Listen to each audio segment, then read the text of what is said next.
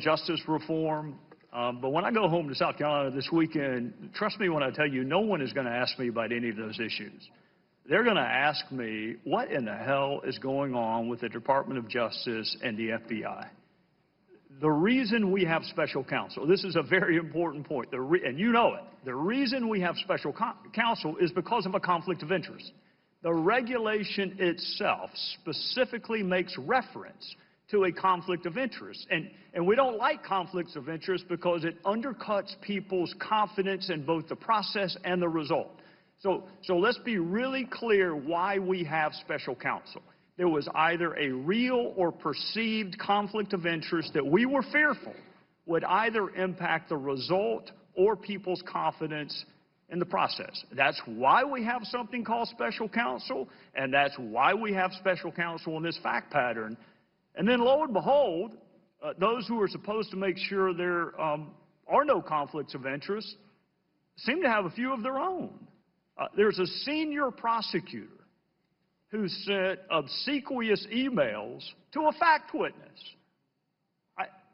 She can be described as nothing other than a fact witness. She's a really important fact witness if you pursue the line of inquiry that my Democrat friends want to pursue. They got off of collusion, and now they're on obstruction of justice. She may be the most important fact witness in an obstruction of justice case. And the senior prosecutor for this conflict of interest-free special counsel sent a fawning, obsequious email to a fact witness. And then we have prosecutors assigned to conduct this investigation who donated almost exclusively to one candidate over another. And then we have a prosecutor assigned to this conflict of interest-free team that attended what was supposed to be, what he'd hoped to be, a victory party for Secretary Clinton. And we have a senior DOJ official, Mr. Deputy Attorney General, with an office that used to be 2 doors down from yours, meeting with Fusion GPS. And Fusion GPS, of course, was paying for Russian dirt on the very person that they're supposed to be objectively investigating. And then that same senior DOJ official's wife, the one that met with Fusion GPS, his wife was on the payroll of Fusion GPS. And then we have a senior agent assigned to investigate Secretary Clinton's email, help draft the exoneration letter, where we changed the language from grossly negligent to extremely careless, interviewed Secretary Clinton in an interview I've never seen, and I doubt you have either in your career as a prosecutor, interviewed Michael Flynn, was actively involved in the investigation into the Trump campaign before the Inspector General found his text. So this agent, in the middle of almost everything related to Secretary Clinton and President Trump, sent pro-Clinton texts, anti-Trump texts to his paramour in response to being told maybe he is where he is to protect the country from that menace, Donald Trump. He said, I can protect our country at many levels. And then he said Hillary Clinton should win 100 million to nothing. Now think about that, Mr. Deputy Attorney General. That's a pretty overwhelming victory. 100 million to 0. And when I read that last night, what I thought was this conflict of interest-free senior agent of the FBI can't think of a single solitary American who would vote for Donald Trump.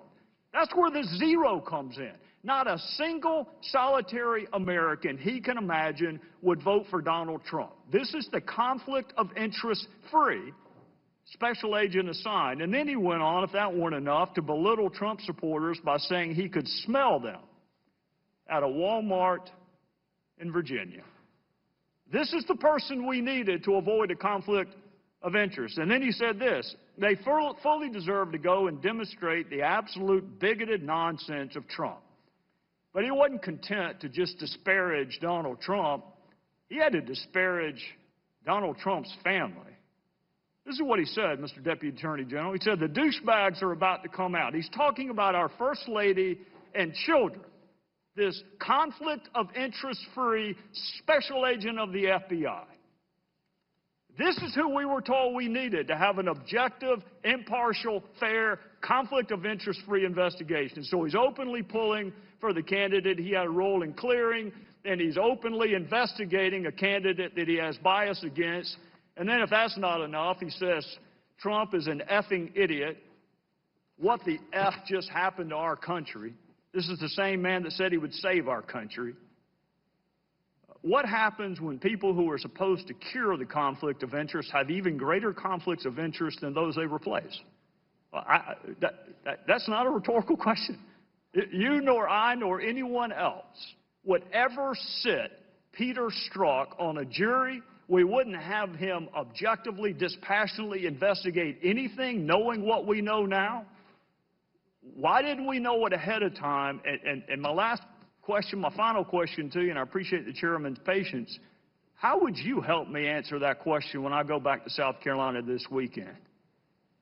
Congressman, first of all, with regard to the special counsel, Mr. Strzok was already working on the investigation when the special counsel was appointed. The appointment that I made was of Robert Mueller. And so what I'd recommend that you tell your constituents is that Robert Mueller and Rod Rosenstein and Chris Wray are accountable, and that we will ensure that no bias is reflected in any of the actions taken by the special counsel or in any matter within the jurisdiction of the Department of Justice. When we have evidence of any inappropriate conduct, we're going to take action on it. And that's what Mr. Mueller did here. As soon as he learned about this issue, he took action.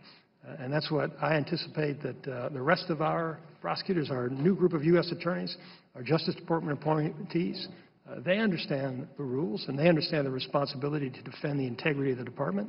And if they find evidence of improper conduct, they're going to take action. So, Congressman, that's the best assurance I can give you. But actually, there's one other point, which is you should tell your constituents that we exposed this issue because we're ensuring that the Inspector General conducts a thorough and effective investigation, and if there is any evidence of impropriety, he's going to surface it and report about it publicly. I'll try.